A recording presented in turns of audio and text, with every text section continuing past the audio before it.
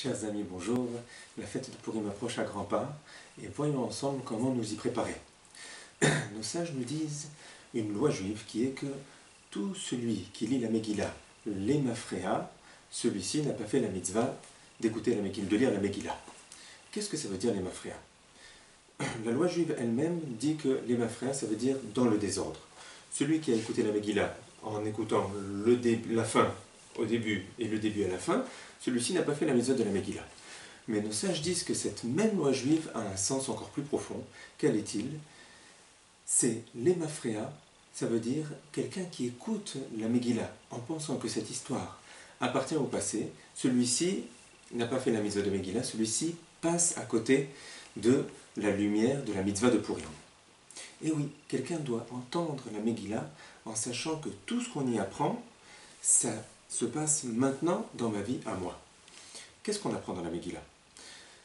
Premier point essentiel qu'on apprend dans la Megillah, c'est que Akadosh Baruch Hu dirige chaque détail de notre vie, dans les plus petits détails. Par exemple, exactement au moment où Aman vient demander au roi Achashverosh d'exterminer le peuple juif, exactement à ce moment-là, le roi Achashverosh n'arrive pas à dormir, demande à ses serviteurs de lui amener le livre de ce qui s'est passé dans son royaume. Il voit que le juif Mordechai lui a fait du bien et n'a pas été récompensé, et de ce fait-là, Aman n'arrive pas à immédiatement faire du mal au peuple juif. Et la Megillah est remplie de ce qu'on pourrait penser être des concours de circonstances, mais quand on les voit tous réunis, on comprend que non.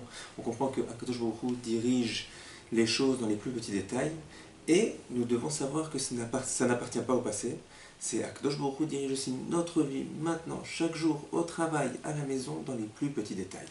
Deuxième chose que nous apprenons de la Megillah, c'est que immédiatement, lorsqu'un juif veut revenir vers Akadosh Baruch Hu, a envie de revenir vers Akadosh Baruch Hu, dit à Akadosh Baruch Hu, je veux revenir vers toi, certes, il y a encore très peu de choses que je fais, mais je veux revenir vers toi.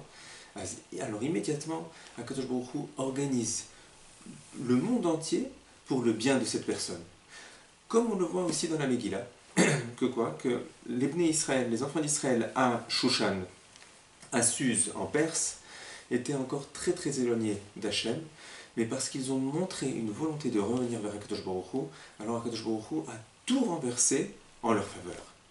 Cela aussi, nous devons l'écouter dans la Megillah, pas en pensant que cela appartient au passé, qu'avant Akadosh Baruch Hu voulait nous faire du bien. Non, encore maintenant, nous devons savoir que Akadosh Baruch Hu, dès que nous voulons revenir vers lui, il organise le monde entier pour notre bien.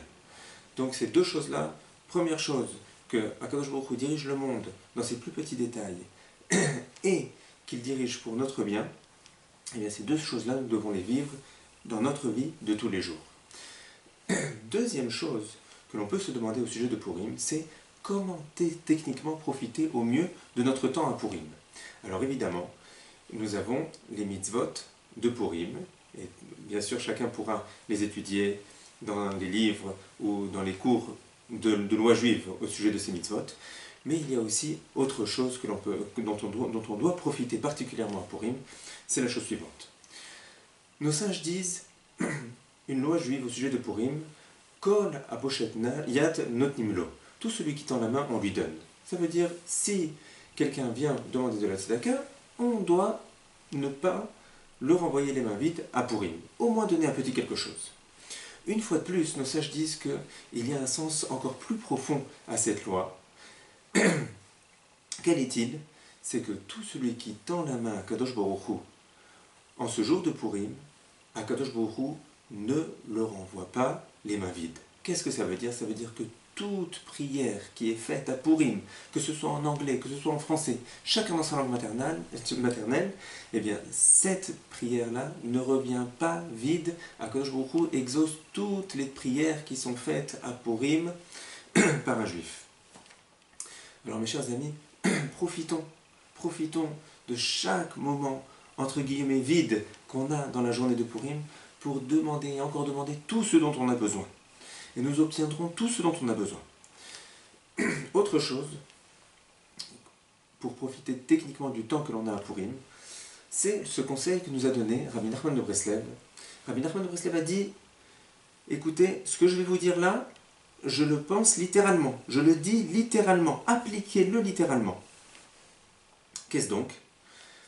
Sachez qu'à chaque fois qu'un juif tape des mains ou fait un pas de danse pour un sujet lié au judaïsme, eh bien sachez que ce tapement de main ou ces pas de danse adoucissent tous les décrets qui sont sur ce juif.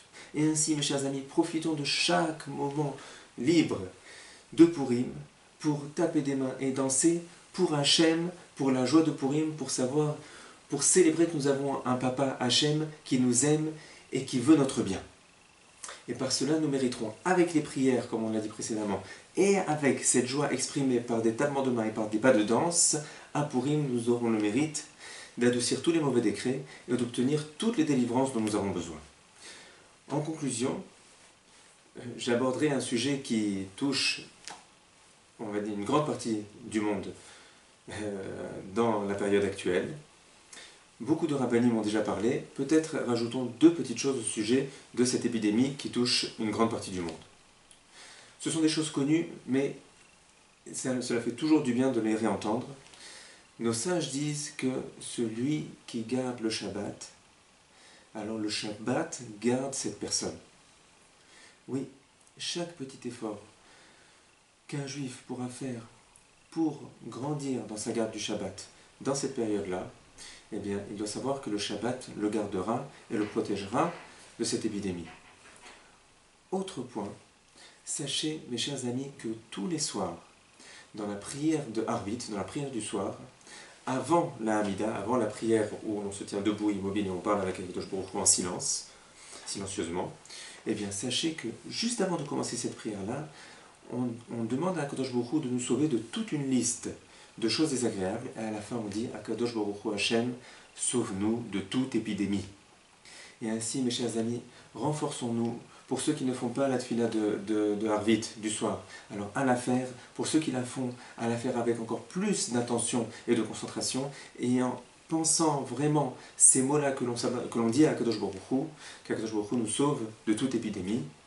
Mes chers amis, un très bon Purim, un très bon Shabbat, et pour nous tous, toutes les délivrances.